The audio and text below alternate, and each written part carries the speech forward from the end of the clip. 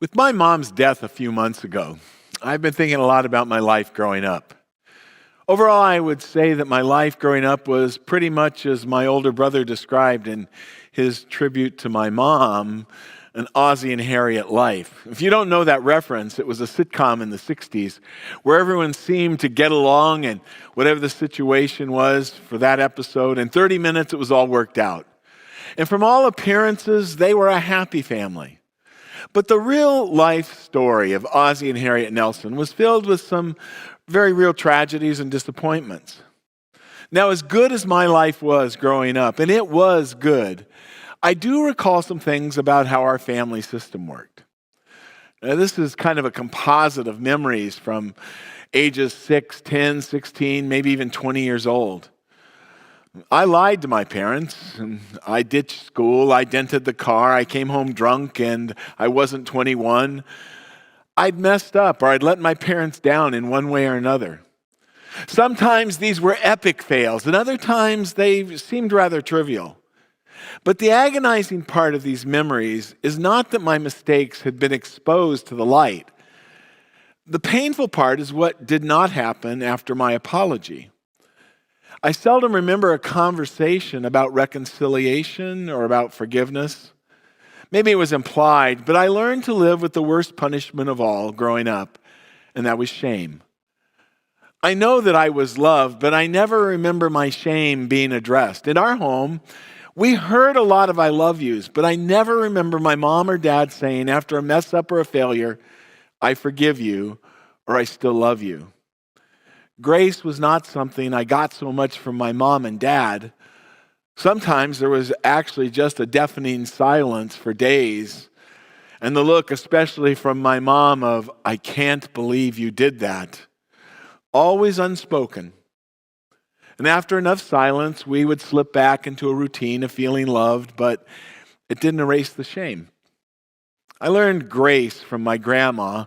No matter what mess I'd created for myself, my grandma never withheld love and would always let me know she still loved me.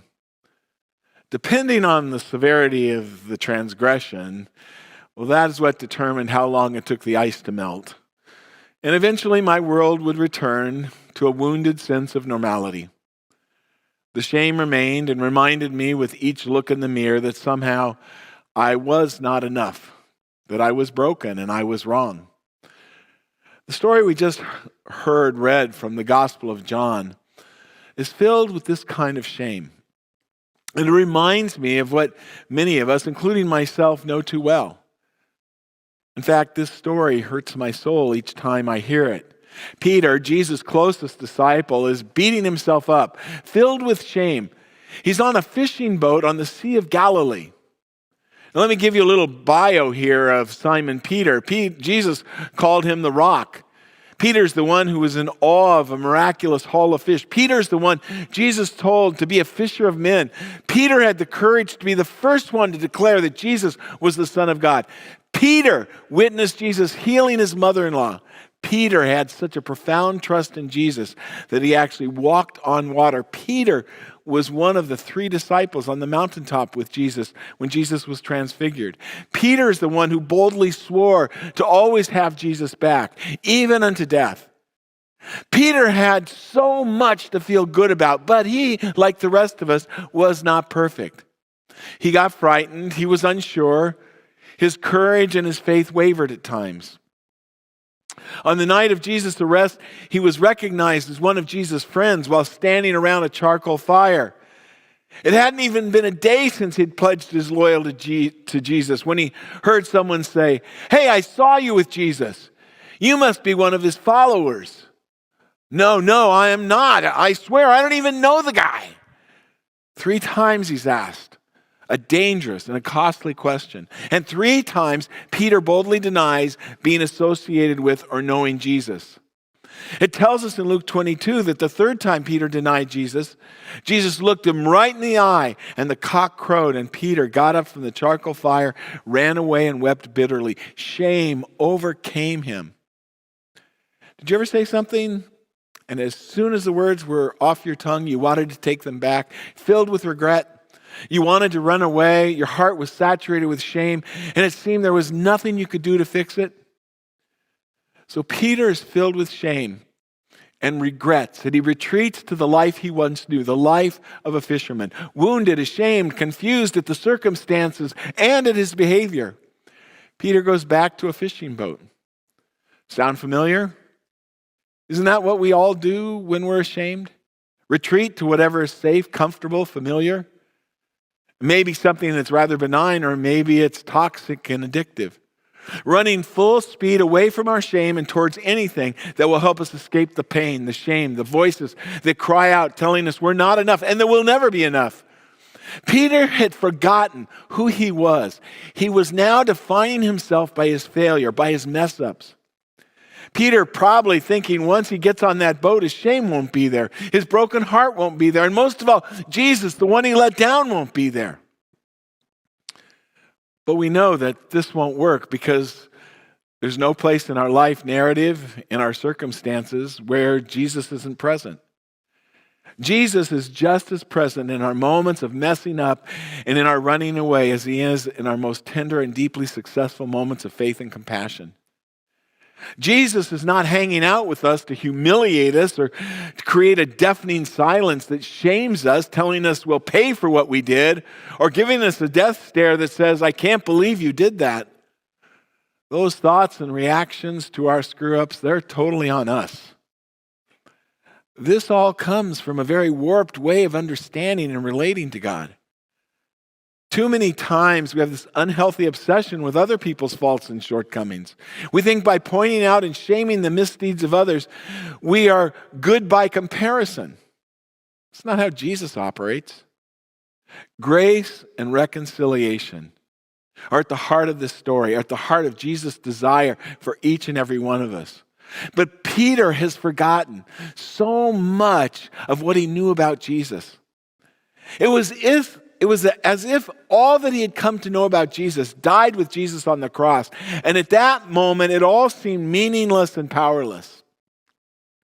In the first half of the story, if it points to denial, fear, and shame, the second half of the story is the exact opposite. This is a contrast of acceptance, love, and grace. The first half we find is running away, and the second half is the reconciliation. I think of those nights when I've messed up and I can't sleep, and the night seems forever long. It feels like the morning will never arrive. And I imagine Peter spending that kind of long night trying to catch fish without Jesus, and he fails. It must have seemed like that night would never end. But dawn breaks, and Jesus shows up. A miraculous catch follows the night of emptiness and failure. Peter can still remember standing around that first charcoal fire not long after a meal with Jesus and denying him 3 times. And now he finds himself once again sitting around a charcoal fire. And again, Jesus looking into his eyes, sitting around this fire once again, he's going to have to face 3 more costly questions. The first time he had questions, they were questions about Jesus. This time, Jesus is asking the questions, asking Peter the questions. It is in these questions that the power of the story permeates our hearts. It is through Jesus' questions that he actually saves Peter from his own shame. Jesus isn't asking questions to humiliate or to punish him or to withhold anything from Peter. What Jesus does is he has a difficult conversation, the hard conversation with Peter, returning him to the source of his shame so that he can release him from it. Pretending that Peter's denials didn't happen, that they didn't disappoint and didn't hurt Jesus or didn't hurt and disappoint Peter wouldn't bring healing or reconciliation. In this challenging, hard conversation, Jesus is not mean-spirited. He's not condemning. He's not punishing. He's not accusing or retaliating. So what does Jesus do? He starts by cooking breakfast. Cooking breakfast for Peter, by feeding him. In those days, sharing a meal with someone was a powerful and personal experience. Jesus begins the move towards reconciliation by physically feeding Peter's body. And then Jesus moves on to feed Peter's soul. Jesus doesn't need to shame Peter. Peter's doing that to himself. What does Jesus do? He creates a place of tenderness, of safety, of compassion. He has Peter revisit his shame so that Peter and Jesus can be restored and reconciled in their relationship. He does it so that Peter's broken heart and spirit can be healed. Remember, Peter was asked 3 times if he knew Jesus? Well, Jesus doesn't ask Peter, do you know me? But 3 times he asks Peter, do you love me? Do you love me? Do you love me? Feed my sheep, then, Jesus says. Anglican author Debbie Thomas ponders on Peter's encounter with Jesus, writing, as I meditate on Peter's story, I wonder what our failures would look like if we offered each other the safety Jesus offers his disciple. The safety to return to the heart of our wrongdoing and despair. The safety to wrap fresh language around our failure. The safety to experience unconditional love in the midst of our shame. The safety to try again. What would our witness look like if the church epitomized Jesus' version of reconciliation? What would the world be like if Christians were known as the people to run to in times of humiliation? Can we, like Jesus, become sanctuary for the shamed? Around the fire Jesus builds, Peter's fear and denial, I don't know the man, evolves into trust and worship. Lord, you know everything. You know that I love you. In the end, Peter realized that it's what Jesus knows that matters. Jesus knows that you and I, we're more than our worst failures and betrayals. He knows that we're prone to shame and self-hatred. He knows the deep places we flee to when we fail, and he knows how to build the fire and prepare the meal that will beckon us back to shore. Jesus' appearance to Peter once again reveals to us God's priorities. Jesus, before his death and after his resurrection, never engages in hate, revenge, or retribution. Jesus never seeks to avenge his crucifixion. He doesn't rally forces to take down Pilate. He doesn't seek to hurt or harm the soldiers who caused him the excruciating and unrelenting pain by driving nails through his wrists and feet. Jesus spends his time and his energy loving, feeding, renewing, reconciling, encouraging, and strengthening. He spends his remaining time on earth feeding and restoring, strengthening his friends. He knows what each one needs, and he finds a way to comfort us and move us from hopelessness to hope, from fear to courage, from empty to loving spirits. He calls Mary Magdalene by name as she cries. He offers his wounds to the skeptical Thomas. He makes breakfast around a charcoal fire for his hungry friend Peter as the entry point to healing a wounded man. And then he heals his wounded and decaying heart and soul.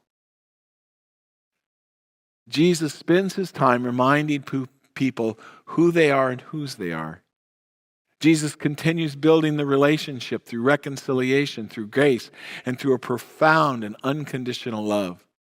And Jesus is never smug about who he will love. He constantly frees them from fear and self-loathing. When he could boast of his great power, of his rising from the dead, he never does. He models for us love, grace, and humility. He chooses to hang out on a lonely beach until the sun rises, knowing full well that weeping may stay for the night, but joy comes in the morning. And so he waits. He waits for his hungry children to realize how much they need him. And then he feeds them and tends to their deepest needs. Peter's shame meets Jesus' grace, and Jesus' grace wins. It will never be about how good you or I are. It will always be about how good God is. Jesus meets our shame, and Jesus' grace wins. The questions aren't just for Peter. Do you love me? Do you love me? Do you love me?